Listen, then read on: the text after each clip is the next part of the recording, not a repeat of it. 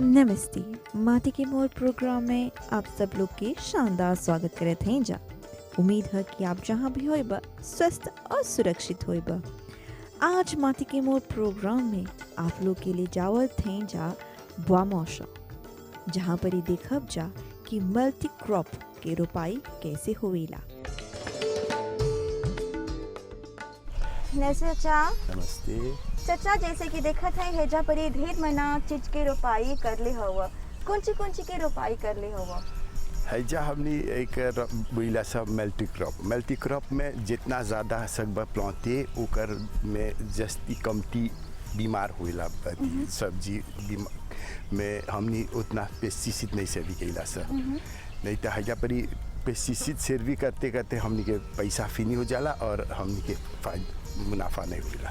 Pesticide इस्तेमाल नहीं करेला तो कौन ची इस्तेमाल हमनी ज़्यादा हैजा परी हम करीब 6 बरिस से गोबर और ओकर मूत जोन है यही बेसन के साथ में तैयारी कैला सर। 3-4 दिन के बाद में ओकरा सगरो लगाइला सर और हऊ कब ओकर जोन महक से बीमारी या मुस भाग जाला। हाँ हैजा परी हमनी के है फायदा हम 6 बरिस से कर ले है लौकता हमरा फायदा। हाँ चाचा हमनी के बोला एगो प्लांटिया के एगो कहानी बा, कहाँ से शुरू करलक और कहाँ तक?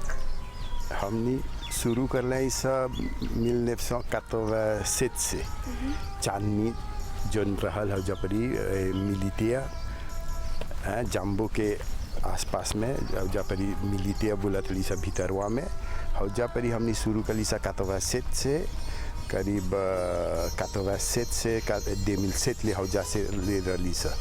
फिर 2007 से हैजा परी हाल है सर जो हैजा जोन जगवा है बुआ मौसम इला से करा 2007 से जा परी है सर। तो चाचा तोहर कहानी कहाँ शुरू होल तू? कैसे ऐसे कैसे होला कि हमनी सोमेर रली सर। हमनी सोमेर रली सर जा परी 2000 ça veut dire 1982 में लगभग 80,000 सोमिया रहल लगभग वक्त 50 à monter 75-80,000 à peu près रहल। तो हऊ बखतवा हमनी के जोन प्रधानमंत्री जोन आल नैया 82 के बाद में तो ओकर खातिर एगो बहुत बड़ा फायदो रहल कैसे सोमेर लोग के जीने करी। ता हुए समयवा में करीब 10-15 गो सोसाइटी कोऑपरेटिव बनल। एगो तो हैजा परी रिश्ते के बनल, फिर आकुते में हैजा परी आर्सेनल में वेजिलेक्सी बनल। अब हमर विचार से बिल्मा में हौजू परी बनल बा हुए समय को में। ओकर बाद में एयरपोर्ट बगल हौजू परी खावलन जहाँ जहाँ रहल उ लोग ऐसे करके करीबन 1000 गो के जब बोला था 1000 गो तो मान ला 5-5 आदमी ओकर संगे आजुते कर दा ऐसे करके हाँ कोऑपरेटिव बनले रहल। हौ बखतवा 86 से शुरू होला हमनी के कोऑपरेटिव बांधे के 87 एक बरिस लगभग लगल। माटी तैयार करे के भी एक बरिस लगल। ओकर में काफ़ी रोज पत्थर रहल ना हौजा परी जहाँ परी हम बोलत हैं हौजा परी पहले से आदमी लोग अति करे थल लगिम करे तो हौजा परी पानी नहीं रहल। तो हमनी खातिर सरकार 87 में पानी सब इस्ताली करके दिले रहल। तो हमनी करीबन 25-30 बरिस हौजा परी रही सर। फिर हैजा परी अली से तो जो हमनी के 25 बरिस लगभग हुआ था 20 बरिस से लगभग हुआ था हमनी के हैजा परी। तो चाचा कैसे सिखला रोपाई करे की? तो रोपाई करे के सीखे के हमनी तो देजा हमनी के हमर नाना मामू लोग वो लोग प्लांटर रहन सर। तो वो लोग लगे हमनी आले भी नहीं तो कोंगोमा के रहन जा बुदुबान तो वो हमार मामू लोग हमन सर हौजा से लोग से सीखली सर थोड़ा सा हौजा से। तो फिर ऐसे अपन पर खुद अपने सीख ले जाएगी। अब अपन से जैसे जैसे कर ले जेबा उसे उसे और तोहरा फायदा होगा। तो चाचा कौन सी के रोपाई कर ले हुआ? हैजा परी अभी हमनी के शुरू करब से तो हम मुरुंगा बा मुरुंग के भाजी, फिर बनान बा बनान में फिर ओकर लीमो बाटे, सूरन बा सुरन पीमा बा, रुई बा, फिर बीच बीच में फूल के देखबा, हम गेंदा के फूल देखबा, और एक दूगो तुलसी के फूल भी गाछ भी देखबा, हाई भी और सिट्रोनेल भी देखबा हम बीच बीच में। तो ये सब फूल सिट्रोनेल और तुलसी जोन बोला था, ये सब अति मूस के भगा देवेला, और नैया जोन मूस जुमियल है वो सब आवेला, वो जाके प्रोपाजे करेला फूल के और फसल के अति ज़्यादा हो के। यानी जितना तर फूल और ये सब तुलसी जोन है जिन कारों में रोपाई होवेला चाहेला प्लांटे के ताकि के मच्छर उ सब भाग जाला। और आसपास में देखबा हमनी के गाछी बातें अति के नीम के ऊ से भी मच्छर भागेला। और बीच बीच में पपाई भी बातें हमनी के गाछी पपाई के फिर लालो भी बा ओकरे आसपास में थोड़ा थोड़ा लालो ता है, ये बोली जैसा हमनी जो बोली है थोड़ा मल्टी क्रॉप बैगन के गाछी भी बातें ये सब तले। यानी कि इस सब से जो रोपाई होवेला वो अफेक्टेड नहीं होवेला, नहीं कोनो प्रकार से नहीं कोनो के चीज मलादी हई गाछी के मलादी हो में यही सब नहीं हुई। तो चाचा जितना तर एक्सपीरियंस बातें तो है तो हमने के बोला कौन कौन मलादी इस सब सब्जी में फंस करीला हैजा परी हबीले हमनी के सबले बड़ा बीमारी जोन बोलत हुआ, हमनी के बीमारी नहीं अफेक्टिव होला हैजा हमनी के पानी के बहुत ज़्यादा बा। हैजा परी दू गो तीन गो नदी पास होल बा। हम ये सरकार से मांग करब कि हैजा परी जितना बारिश होल बा भर्ती मोरिस में हई रेजियों करीब 100 बीघा चाहेला हमनी के पोतेजे करके, काहे 100 बीघा चाहिए पोतेजे करी को कसे ज़्यादा भी सकी होई तब कोनो प्रॉब्लम नहीं है। काहे हैजा परी पानी जमा नहीं होला, जब भी बारिश आई 1 घंटा में माटी सब सुखा जाला, पी लेलक माटी। हाँ कहूँ परी हैजा परी रेजोआ में समस्या नहीं हैजा परी इनोडाशों के सखी फूल गिर जाए 1 महीना 2 महीना में सरसी फिर से रेफिया हो जाए। मैं हौजन बोलीला सा सिक्लोन मार के सब चीज़ उलाट के चल गल बा, बहुत कम की जा रही है। चाचा ये सब कैसे आहोजे करेला?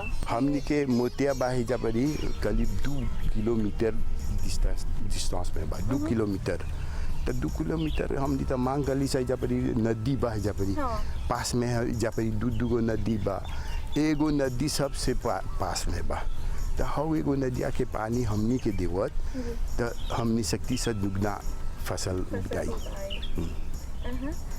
तो चाचा हमनी के बोला जोन आहुल है ओकर प्लांटेशन कैसे होला ओकर रोपाई? अरुई ओकर बुचिया छोटा जोन निकलेला छोटा हम तो छोटकवन प्लांट ले हैं और बड़कवा हम फायदा बेच दिला सा ओकर से हाउ गातो बनेला, गातो आहुई।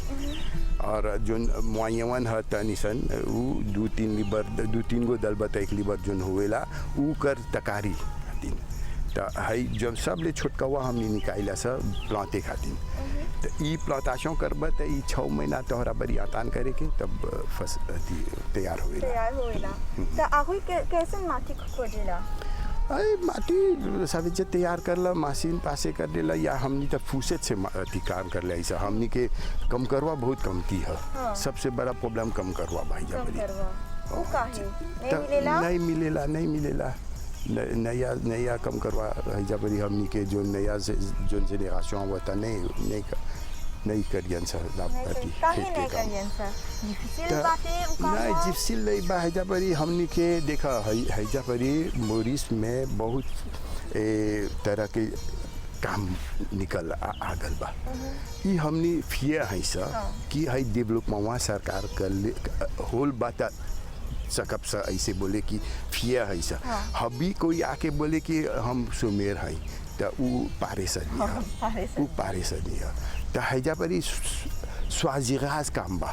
हमरा लोटेल में नहीं मन बा काम करे के तो हम जाते प्लम्बियर काम करे। हमरा प्लम्बियर के काम नहीं बा करे के तो हम जाते इंटरनेट में कंप्यूटर में IT सेक्टर में सब।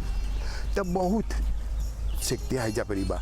अभी तो तू घर बैठ के सकबा काम करे तोहरा जरूरत नहीं बा भैया से होई के काम करे जाए के घर बैठ के काम ऐसनो बातें तो बहुत फायदा ई खातिर काम करवा आसान कमती हो गल बा कमती हो गल बा।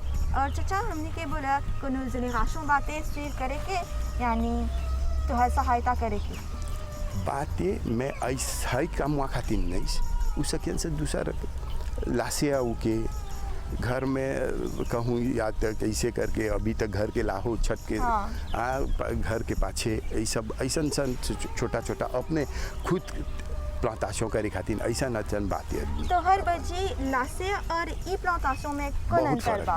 बहुत फर्क बा। हम खातिर हैला ज़्यादा अच्छा बा बस कि हौजा परी हम सकब नीमन से काबा तू डाल के हौजा लासे में ढुके मैं हमरा ज़्यादा फ़ायदा बा हैला में बस कि हम हमर जोन बीमारी बा हमनी के में भी जोन बीमारी रहेला और हमनी पैदल चलब से हैजा परी बिना बोट के चलब से माटी में तो हौ जोन माटी के अतिया है वो हमनी के भी थोड़ा सा बीमारी जिमनी हो जाला ओकर से बस कि माटी और में रब और पैदल बिना बोट से नहीं चलबा तो उकर एगो मसाज निखर हो जाला हो पैदल बिना बोट से चलबा तो मटिया पर एगो मसाज हो जाला और कनेक्शन हो जाला माटी से यानी माटी के मोल उकर मोलवे दूसरे जेके जानेला वो जानेला फायदा होवेला और जेके नहीं जानेला और जेकरा मन बा जिसकीते करे के ओकरा बोल दे राम राम छोड़ जिसकीते करे तू हम हाथी चले बाजार कुत्ता भूखे हजार हाथी चले बाजार जी और चाचा देखा था ढेर मना पीमा के रोपाई करले हुआ है जफरी और पीमा के जो दाम है वो बढ़ गल बा वो काहे हैजा मोरिस में हमनी के बहुत बड़ा एगो प्रॉब्लम होल बा जो हमरो लगे होल बा प्रॉब्लम हुआ कि पीमुआ सूख जाला ढेर मना बारिश होइला त काहे सूख जाला हयो बारिश हो से ऐसा हयो सूखा जाला नहीं पीमुआ में एगो मलादी है फिर हमनी के बीच में सिक्लोन रहल सिक्लोन भी अफेक्ट कर ले बा और पानी ये सब चीजवन से जाके तनिसन कमती हो खातिर हम तोहरा बोली है कि हमनी के हैजा परी रेजवा में 100 बीघा भी प्लांटेशन हुई तो तोहरा कोनो नुकसान नहीं हो चाचा पीमा के ढेर मना वायते बाकी और तू कौन वायते रोपले हो हैजा परी 107 वायते के 200 वायते है पीमा के 200 वायते ता उकर सब काइते के नाम हो ता हम जोन जानिला पीमा पेटा बाते और एगो पीमा लोकल बाते और फिर पीमा टुपी पीमा ग्रो पीमा बा पीमा कारी बा ऐसे तू कौन वायते रोपले हो ता हम तनिसन मिलाल बा एगो पीमा त्वाका बोलन सा और पीमा ग्रो पीमा बा हमर लगे पीमा कारी बा थोड़ा सन और पीमा लोकलवा बहुत कमती बा और एक आध गो पीमा टुपी बा काहे पीमा लोकलवा कमती बा तो जब हम गैली गाछी खोजे रोपे खातिर तो हमरा हौला गच्छा मिलल तो अब हमरा घमारी के बखत रहल हम बोली कौन सी प्लांट अब से कैसे करब हमर कम करवा भी नहीं बाका देखी से जोन गाछी मिली पीमा के जो जैसे गाछी तैयार होल वैसे हम किन के खरीदार करते प्लांट ले गए। तो इस सब के बिया कहाँ मिलेला? कुछ पीमा के हम सेमास कर ले हैं और हम ज़्यादा किन ले हैं अभी जो नहीं हम अभी अपने गाछ बिया निकाल के अपने जो निमन पहला फसल वन है वो निकाल के रख देला सा वो लाल जब हुएला तो निकाल के रख देला सा।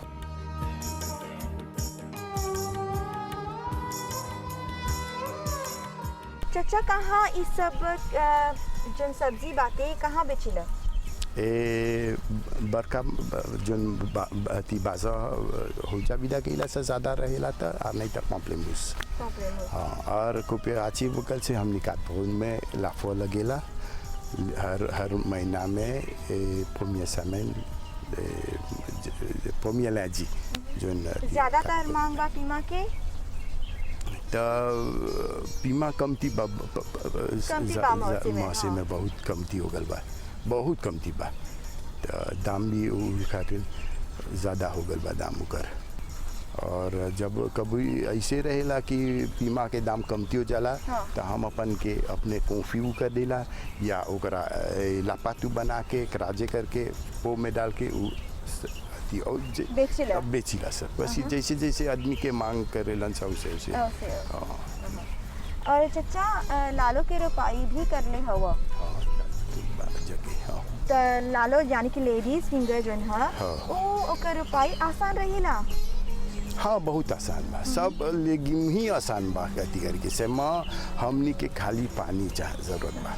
लालो के जोन पौधा रहेला वो ज़्यादातर कमज़ोर रहेला, वो काहे कोनो उपाय बाटे?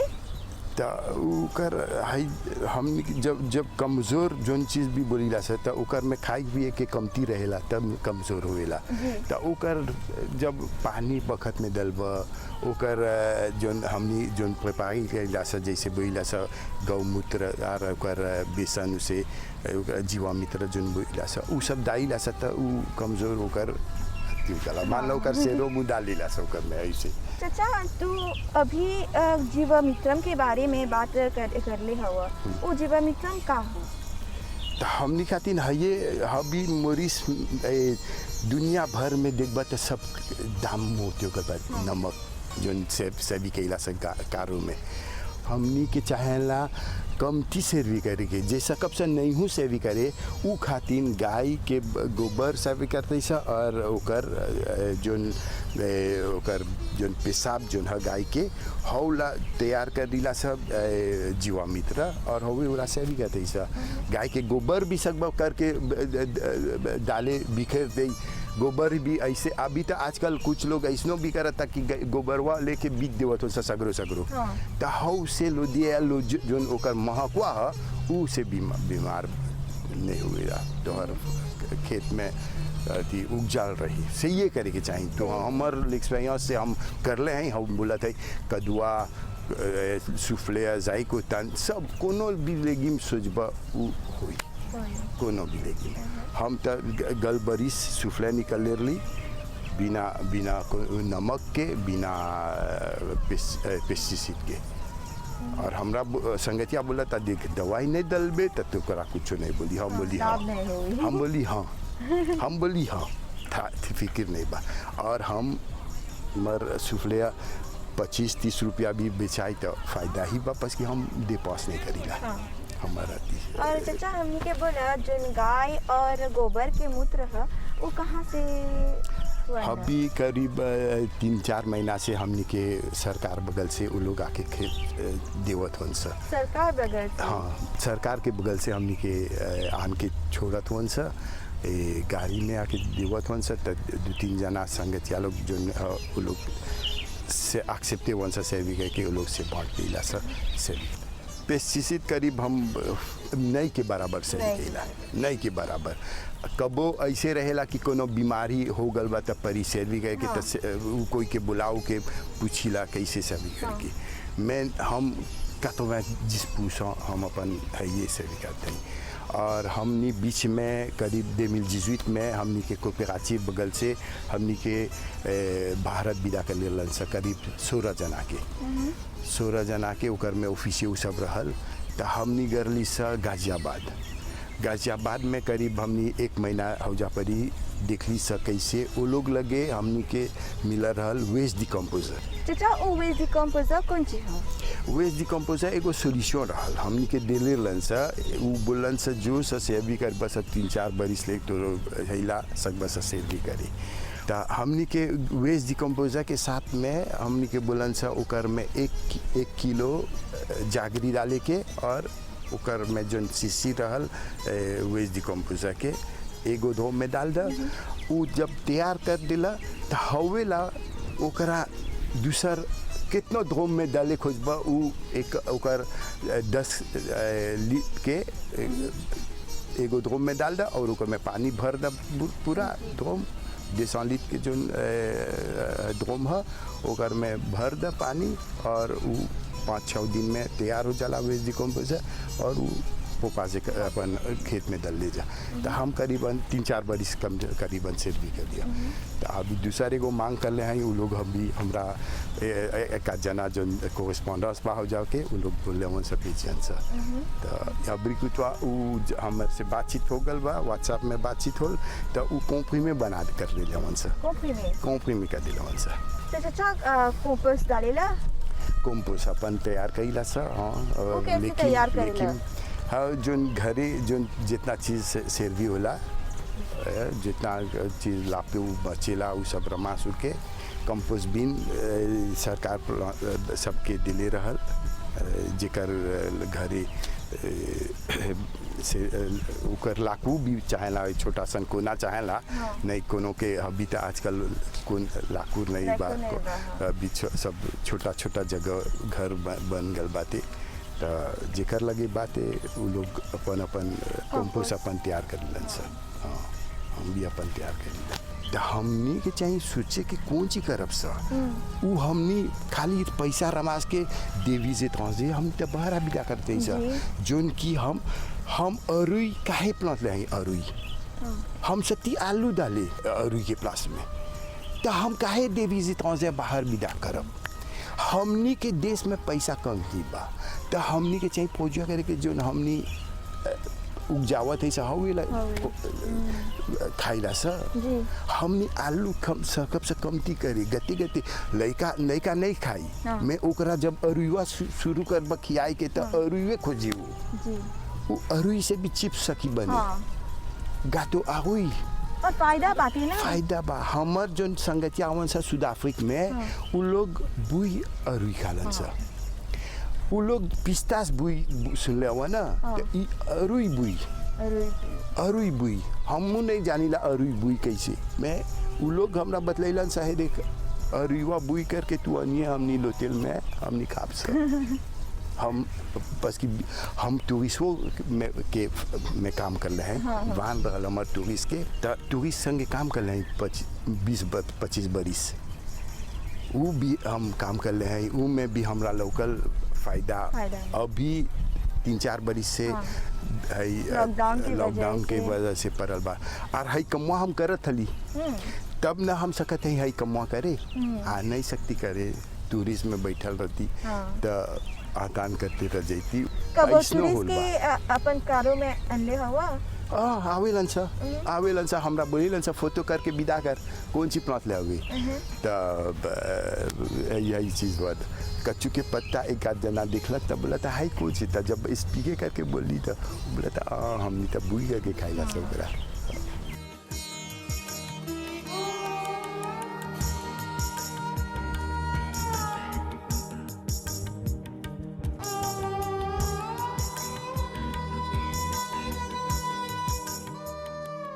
चाचा हमने के जवान लोग के कौन से देबा?